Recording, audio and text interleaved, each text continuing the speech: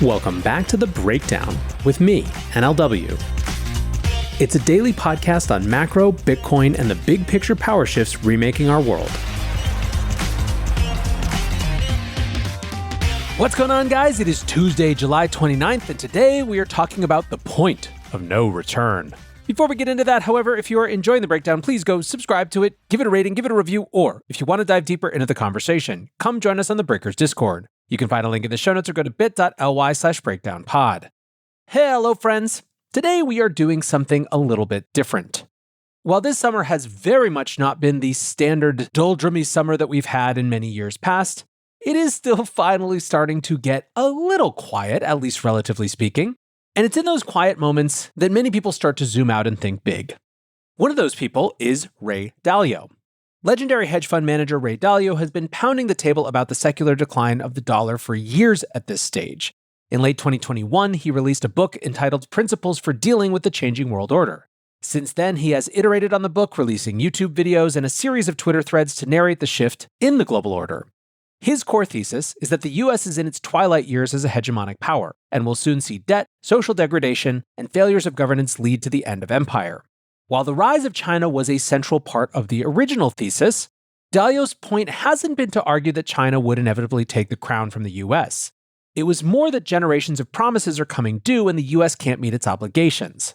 Dalio has de-emphasized China's role over the past year, refocusing instead on the core concept. Empires and fiat currency systems have an expiration date, and in his view, that date is rapidly approaching. The context for discussing this thesis was a new interview with CNBC released on Sunday.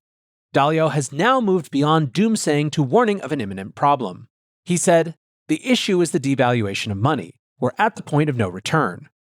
Dalio claimed the US government would need to issue nearly $12 trillion in treasuries next year just to service debt payments. Nearly all Western countries are facing a similar problem, but a systemic problem with the dollar is obviously much more important than the British pound facing a currency crisis. In Dalio's mind, the US government has entered a debt doom loop from which there is no recovery. Dalio's thesis is an example of a particular genre of macro-doomism that's sometimes difficult to parse. People have been warning of a US debt crisis for generations and it hasn't arrived. The difference now to some is that the situation seems more acute. The US government is now paying more in interest payments on debt than it does in its defense budget, and historically that's been one of the markers for irrecoverable decline. And the point of no return is Dalio's key point. For many of his disciples, and there are many in high places, this year was the last-ditch effort. We saw Doge take a chainsaw to the government alongside a comprehensive fiscal reform package to begin the year. 6 months later, Doge has been relegated to a fancy IT department. They made a total of $200 billion in cuts, which was way short of their $2 trillion target, and plans of fiscal reform have given way to a budget that increases the deficit.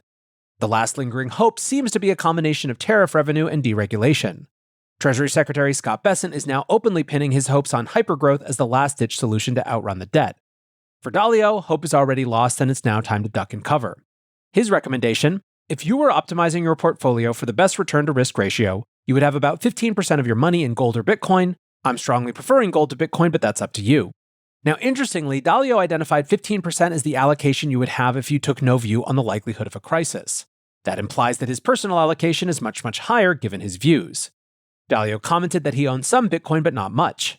And while he's never been a rabid Bitcoiner, his advocacy is pretty important at this juncture. Dalio doesn't seem at all interested in debating Bitcoin versus gold.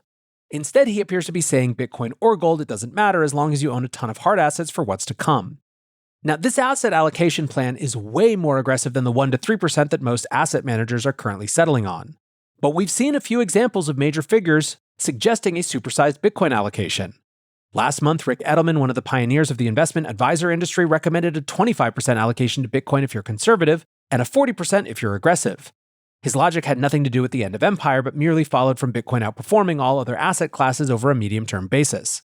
For Dalio, the recommendation is squarely informed by the death of fiat financial systems. He didn't take a view on which Western currency will fail first, stating just like in the 70s or the 30s, they will all tend to go down together. We'll pay attention to their relative movements, but they will all decline in value. Relative not to fiat currencies, but to hard currencies. For Bitcoin, he explicitly took his own views out of the equation and noted that group consensus is what matters. Dalio commented, "I can't say exactly how effective Bitcoin is as a form of money, but it's being perceived by many as an alternative." Luke Broyles of the Bitcoin Advisor was alarmed at the recommendation, commenting, "Billionaire Ray Dalio gives shocking recommendation of 15% allocation to Bitcoin. This is insanely high risk. Why would I want to burn 85% of my money? Avichal Garg, the co-founder of Electric Capital, noted how much Dalio's opinion on Bitcoin had changed since the publication of his book. Garg tweeted, "In 2022, I asked Dalio about Bitcoin allocation at a small group dinner. No one wants it or needs it. I wish people would stop talking about it," he said, then didn't speak to me again. Now, of course, Dalio's shift in tone matters because he's one of the most credible people in TradFi. Dalio's comments changed the permission structure around Bitcoin among traditional asset managers. Remember, this was an interview on CNBC, about as mainstream as it gets. The question about Bitcoin allocations is now compulsory as everyone on Wall Street is looking for guidance. Asset managers who bought a 1% position and are pondering a move to 3% are now hearing that 15% isn't crazy. Point being that they may have heard it for years from early adopters, but now Wall Street is hearing it from Ray Dalio. Today's episode of The Breakdown is brought to you exclusively by Grayscale. Grayscale is almost certainly a name you know. They've been offering exposure to crypto for over a decade now and offer over 20 different crypto investment products ranging from single asset to diversified to thematic exposure to crypto and the broader crypto industry. They have long been innovators at the intersection of TradFi and crypto, and one of the benefits for a lot of us is that Grayscale products are available right through your existing brokerage or IRA. Now, of course, investing involves risk, including possible loss of principal. For more information and important disclosures, visit grayscale.com. Go to grayscale.com to explore their full suite of crypto investment products and invest in your share of the future. Now let's talk about a few more integrations between the TradFi system and the crypto world. Interactive Brokers is considering a stablecoin. The global stock brokerage is reportedly looking to integrate a stablecoin as part of a crypto infrastructure upgrade. A stablecoin would allow them to facilitate account funding on a 24/7 basis globally, and the firm is also looking at enabling crypto asset transfers. Interactive Brokers already supports crypto trading with Bitcoin, Ethereum, Litecoin, and Bitcoin Cash added in 2021, and another 4 altcoins added in March. They have an existing relationship with Paxos, so might be looking at buying a white label solution instead of building their own stablecoin. And while this is just a fairly standard crypto adoption story, Interactive Brokers is a uniquely important firm to come online and integrate with the rest of the crypto network. They have around 3.8 million active accounts and over $664 billion in assets under management. That might be small compared to brokerage giants like Charles Schwab, which has over $10 trillion in assets under management, but Interactive Brokers caters to a more sophisticated client base, offering a product aimed at professional traders looking for access to global markets. Due to this focus, it could make a lot of sense to introduce stablecoins not only as a set of funding rails, but also as a trading pair over time. For crypto traders, that dabble in stock would be a huge quality of life improvement, to be able to go directly between crypto exchanges and Interactive Brokers without needing to touch a bank account in between. As Nick Carter simply put it, this would actually be pretty handy. Another story in this sphere, PayPal is now accepting over 100 tokens in a massive expansion of their crypto payments offering. Businesses will now be able to accept payments in a multitude of different tokens, including Bitcoin, Ethereum, and Solana. The upgraded infrastructure also allows payments from most popular crypto wallets and platforms, including Coinbase, OKX, Binance, Kraken, Phantom, MetaMask, and Exodus. Basically, it looks like PayPal plugging into the entire crypto ecosystem and throwing open the floodgates. Merchants won't have to deal with a random assortment of altcoins, with PayPal automatically converting all tokens into their own stablecoin during the transaction. They will charge a 0.99% fee, which they claim is lower than the prevailing fees on credit card networks.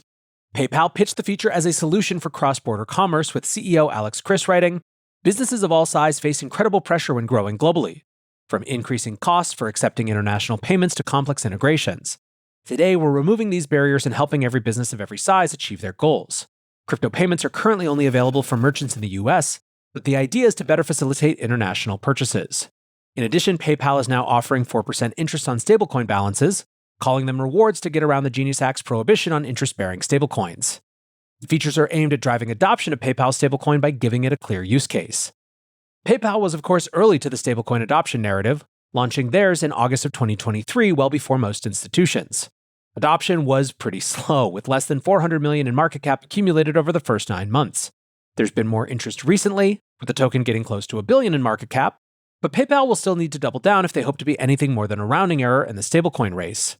Jack Kubinek, the host of the Lightspeed podcast, doesn't think that this is going to be enough, tweeting, "PayPal's crypto fumble must be studied. It beat the stablecoin rush by launching PYUSD in 2023, but it never did much with the product, and it remains and also ran in the stablecoin sector. And now, rather than releasing something novel or useful, PayPal unveils Fartcoin payments."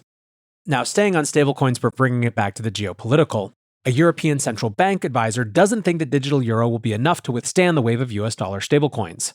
In a blog post, Jürgen Schaaf outlined a range of strategic options for the EU to address the rise of stablecoins. He wrote, "Stablecoins are reshaping global finance with the US dollar at the helm. Without a strategic response, European monetary sovereignty and financial stability could erode. However, in this disruption, there is also an opportunity for the euro to emerge stronger." Schaaf had 4 key suggestions: support euro-denominated private stablecoins, double down on the CBDC and rush to deploy the broader European digital payment strategy, focus on wholesale cross-border payments using distributed ledger technology housed in traditional banks, and finally, push for a global regulatory strategy on stablecoins. Reinforcing the need for a global response, Schaaf wrote, "If we forego a common approach, we risk fueling instability, regulatory arbitrage, and global US dollar dominance." Now, the digital euro is currently in its preparation phase, which has turned into a 2-year holding pattern. Pilots have been conducted, but it's not clear there's any level of support outside of the bureaucratic class. Bills have stalled out in the EU Parliament, and it seems like there's little appetite to push forward. The ECB Governing Council is expected to make a decision on whether to move to the next phase of preparations by the end of the year, but even that's not the same as the decision to actually launch the CBDC. Meanwhile, domestic stablecoins have seen vanishingly small growth despite Europe's regulatory advantage. The MiCA rules gave euro stablecoins a clear regulatory framework years in advance of the Genius Act passing in the US. However, tight restrictions on size, cross-compatibility, and reserve requirements made it difficult to justify scaling euro stablecoins. Circle's euro token is by far the largest and still has less than $250 million in market cap more than 3 years after launch. What's more, the blog post has echoes of a prior era. One of Schaaf's biggest concerns is that, quote, "a disorderly collapse could reverberate across the financial system, and the risk of contagion is a growing concern for central banks." Basically, he's still worried about Tether collapsing or a large stablecoin depeg. Schaaf also commented that, quote, "stablecoins are inherently different from non-backed crypto assets like Bitcoin and Ether, which lack both intrinsic value and redeemability." Still, mostly the piece is the ECB recognizing that there's consequences for not getting ahead on crypto adoption. Schaaf wrote, "US dollar stablecoins may cement their early dominance unless credible euro alternatives materialize. For Europe, that would mean, quote, higher financing costs relative to the United States, reduced monetary policy autonomy, and geopolitical dependence." And while Schaaf recognizes the CBDC might not be enough, ECB Governor Christine Lagarde remains all in on the digital euro. In recent public statements, she said, "Of course, we're mindful of what's happening elsewhere, of what the dangers could be, but we have to make sure that at home we take all the necessary measures to protect and preserve our currency. In that respect, we are very decisively focused on developing the digital euro." Honestly, it's kind of wild to see the ECB papers warning that Europe could lose monetary sovereignty and then see absolutely zero change in strategy. Bert Slagter, a Dutch Bitcoin analyst, tweeted, "ECB makes the right diagnosis. Stablecoins are becoming the standard for digital money because they are superior in many ways and have network effects. Europe is falling behind and the euro is becoming even less relevant. Proposed solution: 1. Proper regulation, high standards, risk mitigation. 2. The digital euro. 3. Buzzword bingo. 4. Global coordination on regulation. Europe's not going to make it." Jury's not full out on this one, but right now, the sense that I and others have had for some time that stablecoins are a vehicle to extend the US dollar's dominance for another generation, let's just say I'm feeling pretty good about that call. That's however going to do it for today's episode. Appreciate you listening as always, and until next time, be safe and take care of each other. Peace.